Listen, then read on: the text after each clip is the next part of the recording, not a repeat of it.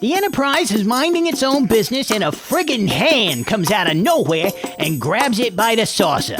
Then a floating head tells the crew that he's a god and they're all his worshippers now. Now what does God need with a starship? Well, we'll find out as we ask the question, who mourns for Adonais? Hit it! Hey!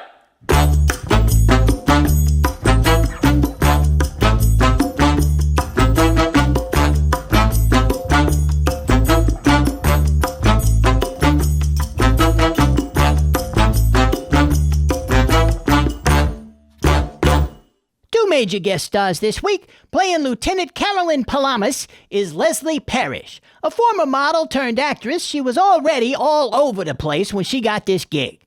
She had already worked with Roddenberry on The Lieutenant and appeared in 2 episodes of Wild Wild West, even as a green-skinned alien, and was in pretty popular movies like Little Abner as Daisy May and had a role in The Manchurian Candidate. In 1964, she was nominated for a Golden Globe for Most Promising Female Newcomer alongside the likes of Tippi Hedren, Ursula Andress, and Maggie Smith. And playing the Greek god Apollo, we have Michael Forrest. A former amateur boxer, this guy was a leading man for Roger Corman in a number of his films and did a lot of TV guest spots in westerns and some genre stuff like Outer Limits, The Twilight Zone, and One Step Beyond. And he was in the 1966 movie Death Watch with our boy Leonard Nimoy.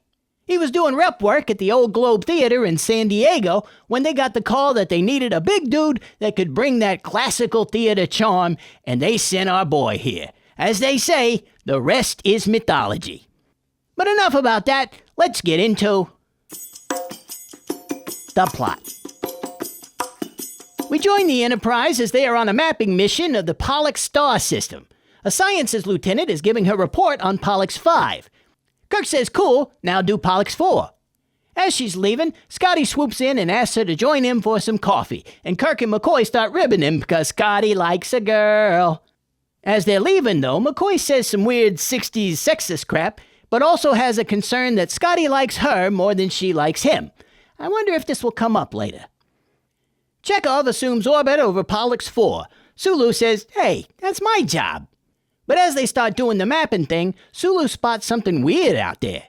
A giant green hand, and it's approaching the Enterprise.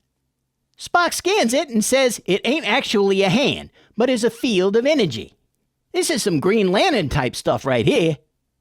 Sulu tries to steer away from it, but nothing doing. The hand grabs the ship, and everybody flies across the room. Somehow the chairs don't tip over. Weird. After everybody gets back up, Sulu confirms they're stuck, and the opening credits roll. When we come back, the hand is grabbing the ship, and Kirk and Sulu try some stuff to get out of it, but nothing works. Spock notices something new on one of his scanners, and they all take a look on the TV.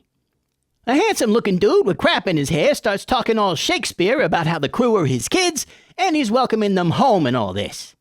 Kirk asks who he is, but he just keeps talking about pipe music and drinking wine. Kirk asks if this is his hand what's grabbing the ship, and he's like, yeah, nice, huh? Nice and big, right? Then he's all, you're just like Odysseus and Hector and Gerard Butler and whatnot. And when Kirk is like, dude, that's way too many references, floating head guy says, yeah, well, maybe I squeeze your ship with my big green hand. How about that? Scotty says the external pressure is building around the ship, and they're going to be crushed like a PBR can at a no-effects show if it don't stop soon. Kirk says, you win, knock it off. The big head says, okay, cool, grab some folks and come down to the house. But leave the pointy-eared guy there because he looks like Pan, and I hate that friggin' flute. I swear, Zamfir can kiss my ass. Then he disappears. Kirk leaves Spock in charge and tells him to start figuring out a way out of this. Spock is like, yeah, I'm glad you told me to do that because I was totally going to screw around while you guys were gone. Down on the planet, Kirk, McCoy, Scotty, Chekov, and Lieutenant Carolyn Palamas, who was the lady from before that Scotty was so enamored with, beam down. And since we didn't cover what she actually does earlier, we get one of those, wait, what am I doing here again things, and McCoy says, helpfully, that she's the archaeology and anthropology officer on the ship. Now, I'd scoff at having someone learned it in archaeology and anthropology specific to the one planet we know the Enterprise ain't gonna explore in the crew, but considering how this episode is going, and a couple of past episodes too, actually, clearly that's not that weird. Anyways, the team walks over and we see a big Greek-looking plaza with lots of, well, let's call it marble, I guess. In the big temple-looking thing, there's a chair, and in the chair is a dude wearing what's called an eximus. Yeah, now you can't say you ain't never learned nothing from a possum before. What? Yeah, your mother's a triple negative. Anyways, our boy greets the team, and there's more Shakespearean grandeur of speech and whatnot, but he talks of knowing about Earth. Kirk asks how he knows about Earth, and our boy identifies himself as Apollo. Not Richard Hatch, I'm talking about the one from ancient Greece. The one what's a god. No one is buying it, though. McCoy scans Apollo and says he appears to be just the kind of regular dude.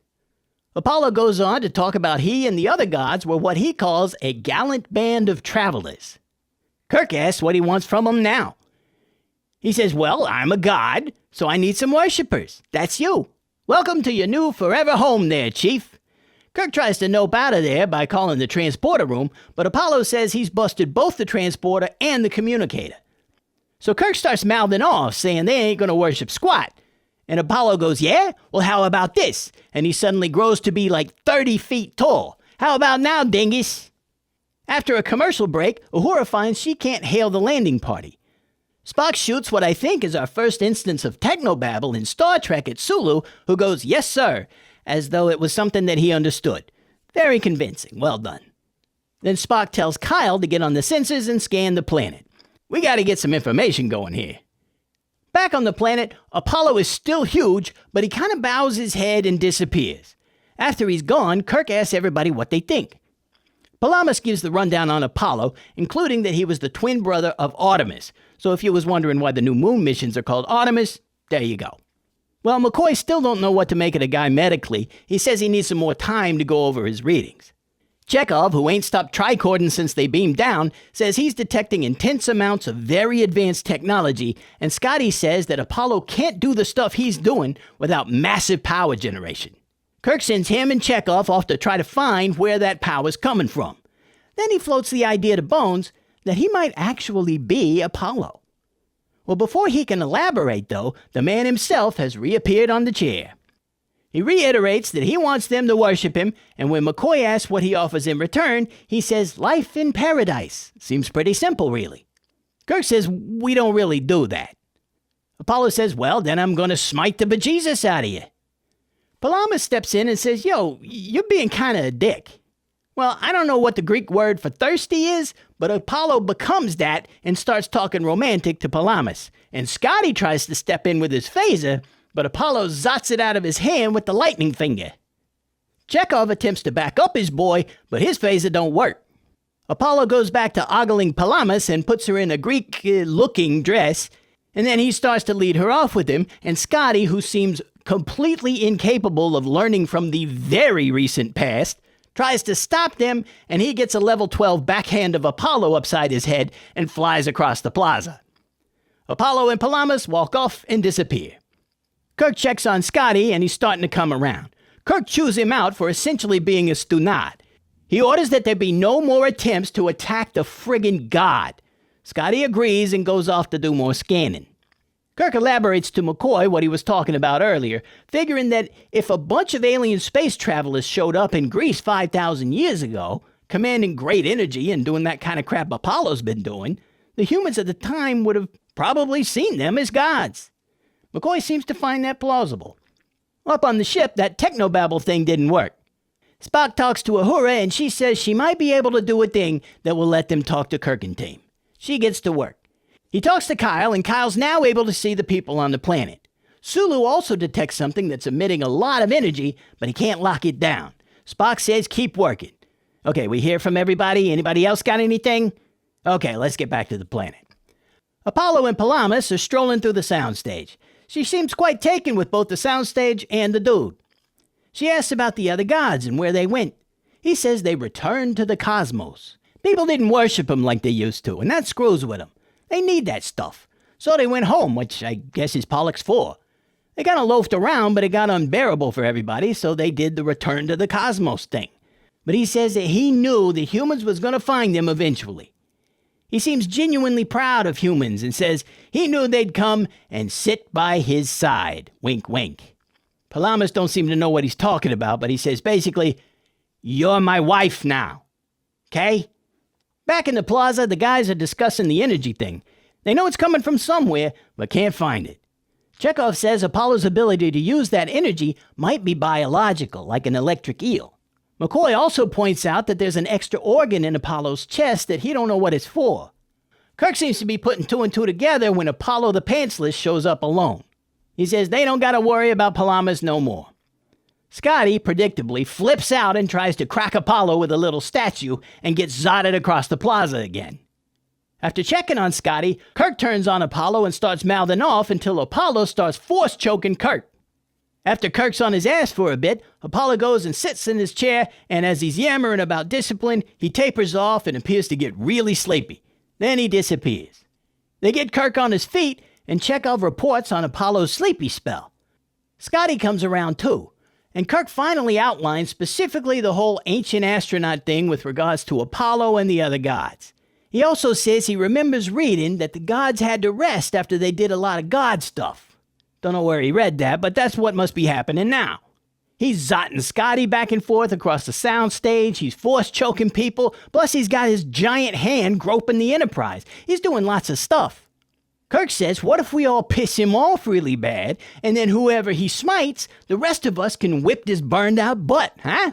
What do you say? McCoy says, you can't be serious, that is Ubats, what is the matter with you? Kirk says, hey, it's our best shot. Up on the ship, Uhura is working on a bypass circuit that's going to bypass some stuff. Spock checks in on Sulu, who's searching the whole friggin' planet trying to find that energy source. Nothing yet. And then he checks with Lieutenant Kyle and tells him to go to the lab and work on a way to poke holes in the giant hand. There's lots of technobabble, but that's essentially what's going on there. Now that we've heard from everybody, it's time to go back down to the planet. Apollo and Palamas fade into the scene. Apollo is griping at our boys, and they're huddled up ignoring all the jibber-jabber. But pretty soon Apollo says something, and Kirk's just gotta retort. He says, we ain't frightened by your crap no more. Our primitive ancestors, sure, but we've got like science and whatnot now, so bite me. Apollo says, whatever, I can still smack you, so come here. The guys huddle up again, and Apollo gets all cheesed off, so they finally execute their plan. They all spread out and laugh at Apollo, making fun of his tunic, saying his hairdo looks like he's got Hasselhead and all this, and he don't know what to do about all this. Palamas is trying to get them to knock it off because she knows he's about to splat at least one of them, but they don't pay attention to her. Apollo finally snaps and is about to godfinger Kirk, but Palamas jumps in the way and begs him not to do it. Kirk is like, don't listen to her. Shoot some lightning at me, you no-nipple-having jackass. But she wins Apollo over, and Apollo says, okay, you ain't gonna die today. So start getting your people down from your ship and make sure they pack all the stuff they need, because then I'm gonna crush it. Okay? See ya. And then he and Palamas disappear. The boys huddle up again and are like, well, that didn't work. But Kirk says he's got another plan, and it's gonna need Palamas to remember who signs the checks. After a commercial break, Kirk still can't get the Enterprise on the phone. And then Palamas shows up by herself. Kirk is like, come here, let me talk to you. Palamas says, Apollo wants everybody to live in peace. Kirk is like, all right, knock it off. You can take peace and shove it up Apollo's eczemus, all right? We ain't farming and goat tending and whatnot. We're adult people with jobs and crap. We ain't here to play hide the sheep with double bass reverb Harry Hamlin over there. You're a part of this crew, and we're getting out of here, so you gotta tell Dingus that he sucks. Because the only thing that's going to spring us from this Disney animated classic we're suddenly stuck in is cheesing him off so much that he drains his batteries so as we can jump him and get all Battle of Syracuse on his spray-tanned Kolos. You feel me? She's like, that's a lot of stuff you just said. But yeah, I guess I get what you're saying. I'll go and kick the god in the golden apples, metaphorically speaking. Tell Chapel she can have my record collection. And then she takes off. Up on the ship, Uhura's got a thing working, and they call the captain. He answers, so the thing worked. Of course it did. Uhura's a badass. Spock reports to Kirk that they figured out where Apollo's power is coming from and asks if there's a large building around. Kirk says, hey, you know what? There is. Spock says, that's where the power is coming from. Kirk is like, huh? The power generator is the only building on the entire planet? Who could have guessed? Spock says we're able to poke holes in the giant hand and can shoot through them. Kirk is like, cool, new plan. Lock onto the building and get ready to blow it to hell. Scotty points out that they can't blow it up without Palamas there because there's no telling what kind of effect it's going to have on Apollo, and she might get blown up too. Kirk's like, oh, fine. Cut to the glade from before, and Apollo and Palamas are sucking face. Then she lays on the rejection act, talking about how he's an interesting specimen and he does the human act really good, and she's about done studying him. He can't believe what he's hearing. And he insists that she loves him, and she's like, nope. I love baklava, but that's about as far as it goes with the whole Greek thing. Well, this sets off our boy here, and he summons up a real trailer tosser of a storm.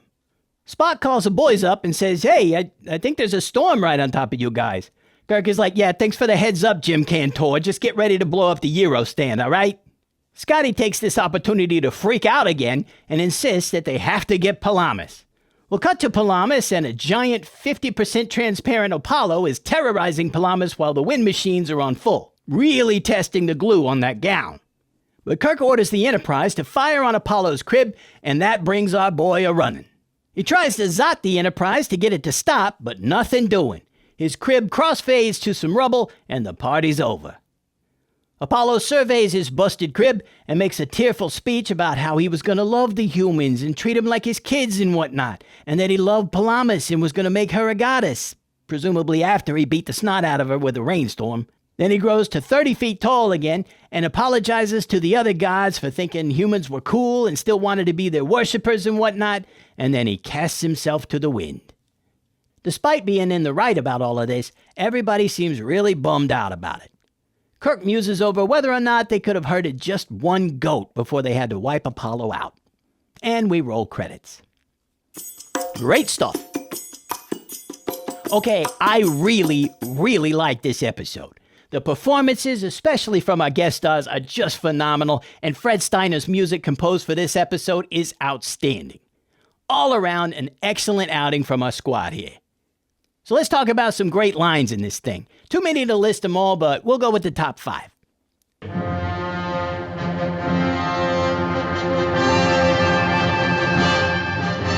Welcome to Olympus, Captain Kirk. This would be the shot for this episode if someone was to compile a sizzle reel for Star Trek to show the executives of some studio what Star Trek is all about. This was a hell of an effect at the time, and they pull it off extremely well. And Michael Forrest delivers his line perfectly. This is the, uh-oh, we're in more trouble than I thought moment for our stalwart crew here, and I love it. Where's Apollo? He disappeared again, like the cat in that Russian story. Don't you mean the English story, the Cheshire Cat? Cheshire? No, sir. Minsk, perhaps, All right. Chekov is in rare form in this episode, and you can see why, though they later became close friends, George Takei was kind of pissed about them hiring Walter Koenig onto the show in Season 2. Chekov steals more than one scene he's in this, and Sulu's barely in it at all. Now, we're going to talk about why Chekov is so front and center in this episode a little later, and you might be surprised why that is. Actually, when you hear the reason, you ain't going to be surprised at all. More later.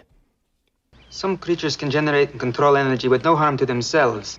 The electric eel on Earth, the giant dry worm of Antos 4, the fluffy... Not the whole encyclopedia, Chekov.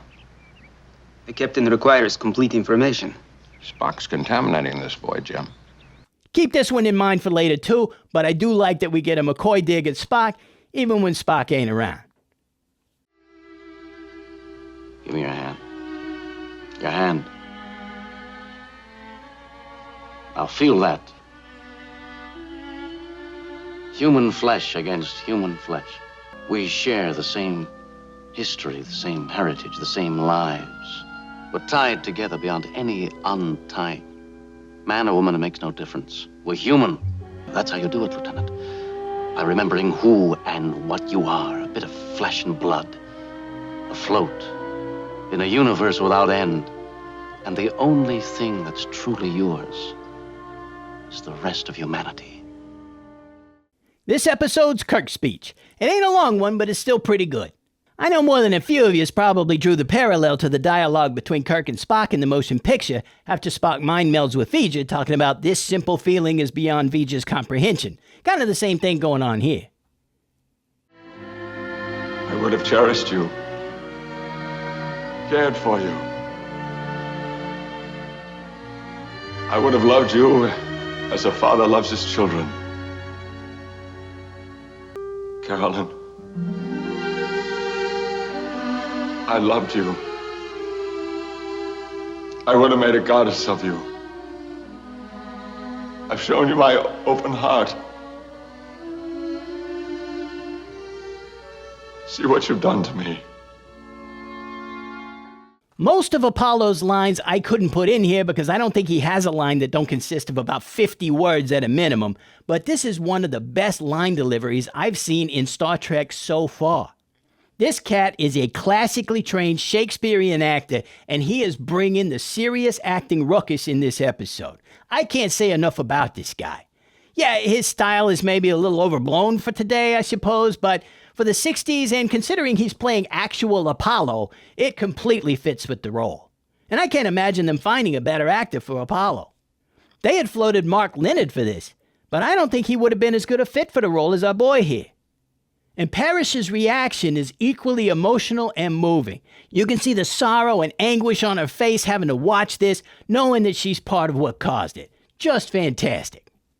I know I said 5, but I needed to add this one in here too. Speed is essential, Lieutenant. Mr. Spock, I haven't done anything like this in years. If it isn't done just right, I could blow the entire communications system. It's very delicate work, sir. I can think of no one better equipped to handle it, Miss Uhura. Please proceed. Yes, sir. The show depicting Uhura, an African-American woman, as being someone so capable in her job that not only can she rig up this subspace bypass thing that might circumvent the interference that this friggin' god is producing, but that Spock himself displays his respect for her abilities and says that there ain't nobody who could do this job better, is seriously cool for a show in the 60s. Well done. Bill Tice, you're a friggin' genius. Unfortunately, this thing had to be literally glued to our lady here. They didn't have the double-stick tape back then. They had glue, and that glue wasn't no joke. As precarious as it looks, we were more at risk at seeing Apollo's golden apples than any kind of wardrobe malfunction with this thing. Strangely enough, Leslie Parrish actually appeared in this dress again in an episode of Mannix. A lot of people make fun of this effect because of how hokey it is, but I love it. And it's kind of supposed to be overdramatic considering Apollo's personality. Of course he's gonna have a giant version of his hand grab the ship. Yeah, he could have put the ship in a bubble or something, but this is an ancient Greek god. They did crazy dramatic crap all the time. Also, bit of trivia, this is actually Gene Roddenberry's hand. Well, as good as this episode is, it ain't all milk and honey. The Goof. Who the hell is this, and what did he do with Scotty? Scotty has been the level-headed, battle-tested, tactically savvy, mature senior officer Kirk has relied on to man the con while he and Spock are off dismantling alien societies and whatnot.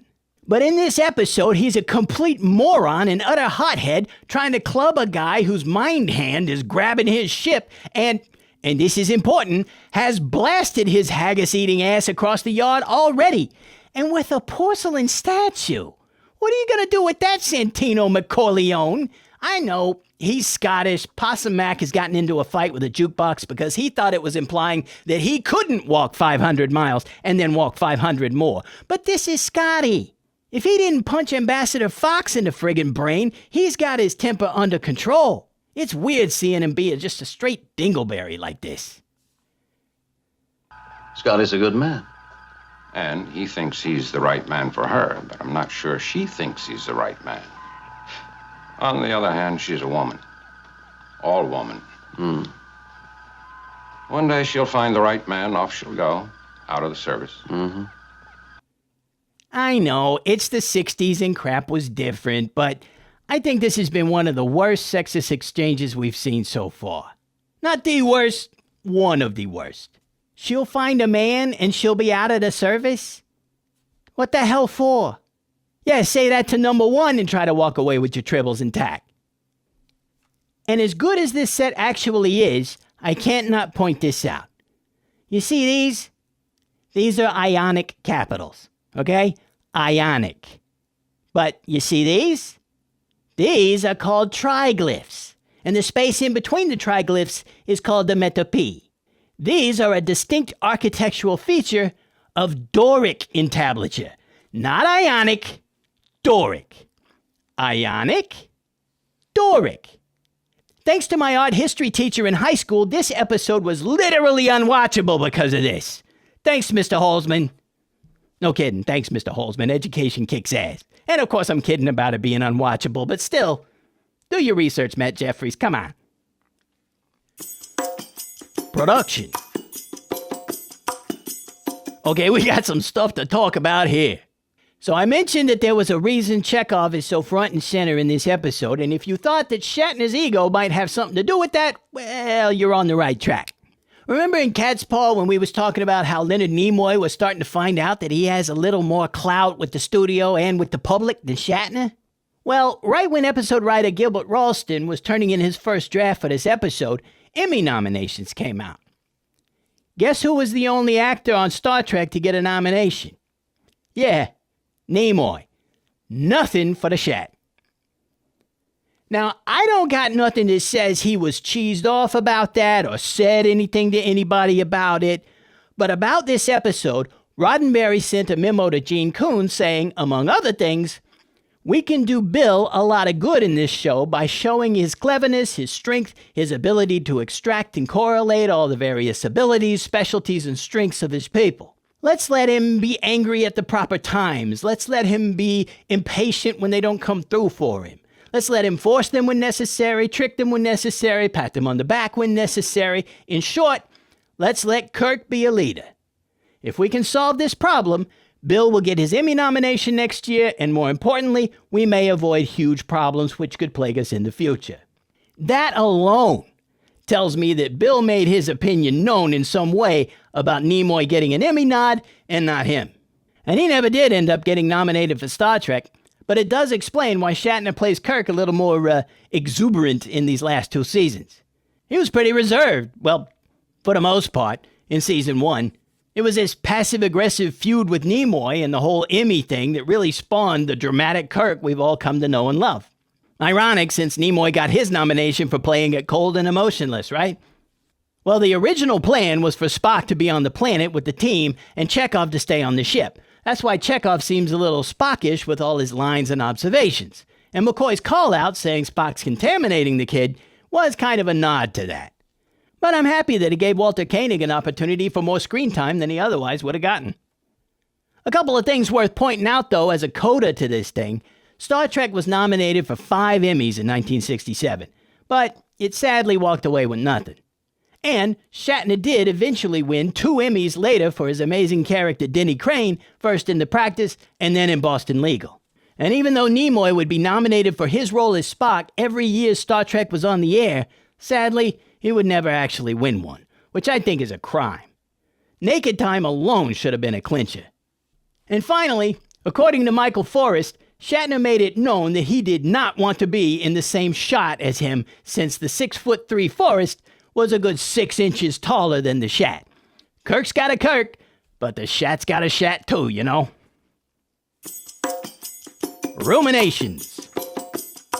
While Eric von Daniken's book Chariot of the Gods, the book that popularized the ancient astronaut theory about the old gods, wouldn't come out until 1968, the idea had already been explored by the likes of Arthur C. Clarke and H.P. Lovecraft. So it wasn't exactly a new concept, but it hadn't really hit mainstream popular culture, some might argue, until this episode.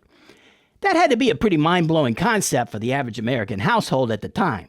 But not all the concepts in this episode are new, even for Star Trek. It's kind of interesting how many are revisits of previous episodes. You got the real-life super being able to channel enormous power and pull off wondrous feats of magic, actually needing some form of machine or generator to do it, just like we saw in Squire Agathos. You got the Enterprise crew member falling in love with the main antagonist and ending up working with him until Kirk convinces her to betray him and help save the crew like we saw in Space Seed. And you've got Kirk dealing with the powerful bad guy by trying to upset him and get him to overextend himself so they can defeat him, just like in Charlie X. And another Charlie X thing, you have the episode end with the bad guy pleading with his people and then being taken away. Though, in this case, Apollo wants to go. Charlie, not so much. But retreads of previous episodes, though a lot of it may be, it really does work well here. And I think most people probably either didn't notice or didn't care. So there's this line in the episode that ain't great, it ain't goof, but I think we should at least acknowledge it because it's strangely out of place. And that's this. Mankind has no need for gods. We find the one quite adequate. Now, Roddenberry was quite famously a secular humanist and resisted the idea that the Enterprise needed a chaplain, for instance, as was suggested. He didn't think that there would be no religion necessarily, but that there would be so many different belief systems from so many different races and worlds that everyone would kind of be their own chaplain. And we've already seen that there's a chapel on board for weddings and such, but this line leans heavily into the idea that a monotheistic belief system is so prolific that Kirk feels comfortable saying, we find the one adequate. So it's already weird, not just in the context of the greater world building of Star Trek even so far, but in the context of this episode in particular. It's really weird because it kind of runs contrary to one of the central messages of the episode, a message, incidentally, that is articulated by the first half of this very line. Mankind has no need for gods. Well, all of the ways in which this line is awkwardly placed and how contradictory it is, not only to the world building that's been done so far in the show, but also to what we know Roddenberry's attitude on the subject was, has led many to speculate that this was something that NBC, or maybe Desilu, but probably not, stipulated to be put into the show so as not to draw the ire of certain markets, particularly in the South. It wouldn't be the first time they had to make a concession like that, and it definitely won't be the last. But as obvious as it appears that this might be the case, I can't find anything anywhere that confirms this. No memos, no notes, nothing that expresses a concern that this episode's take on gods is potentially too controversial of a subject and needed to be diffused with the inclusion of the "we find the one quite adequate" line. Many sites state this is fact, like TV tropes, but I can't find any evidence to support that. Now, I'm not saying that ain't what happened. I'm just saying I can't find no primary sources for that. So, who knows? But I do get why people are suspicious. But all in all, this is a fantastic episode and one I come back to often. Great. Now I'm craving some Delos over on 47th Street. Oof, Madon. So there you have it. Who mourns for Adonais? You know, the title came from a work by Shelley about the death of John Keats. Don't think it mentions Apollo's apples in it, though. So what did you think about this episode? I want to hear your take on it down in the comments here. If you like this episode, please hit that like button for me, and if you ain't done it already, please consider hitting that subscribe button as well. If you're interested in helping out monetarily, we have channel memberships, Possum merch at adstudiosmerch.com, and if you're just looking to throw a few quatloos in the tip jar, we got the super thanks button down there as well. But most of all, thank you so much for watching stuff with me, and I hope you keep coming back for more Possum magic. Next time, you ever wonder what happens when Spock gets horny? Don't give him soup, I'll tell you that. Find out the rest of the story next time when we take a look at Amok Time. Until then, Possum friends are awesome friends. Take it easy, all right? Later.